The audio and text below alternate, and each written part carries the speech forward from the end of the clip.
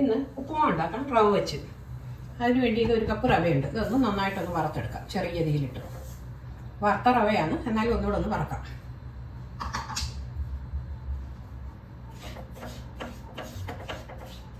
ഒരു 5 മിനിറ്റ് ചെറിയ തീയിൽ കിടന്ന് നന്നായിട്ടൊന്ന് മൂക്കട്ടെ.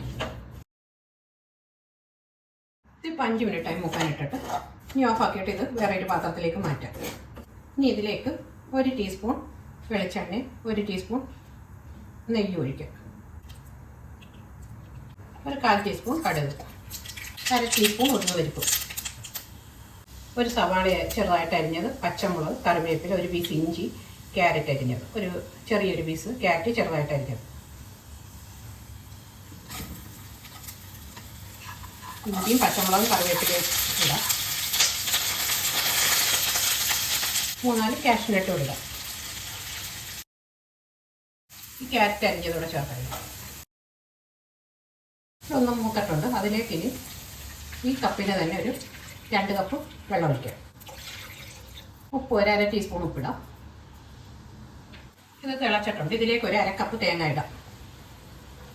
ഇനി ഈ റവ കുറേശ്ശെ ഇതിലേക്ക് ചേർക്കാം. ചേർത്തിട്ട് ഇങ്ങനെ ഇളക്കി കൊടുക്കണം.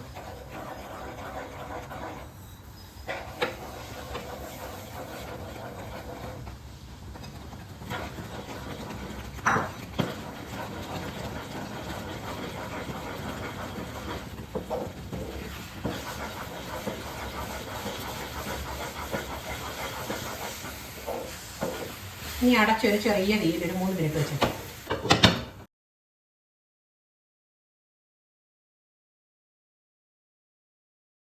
ഇതിനി ഓഫാക്കാം.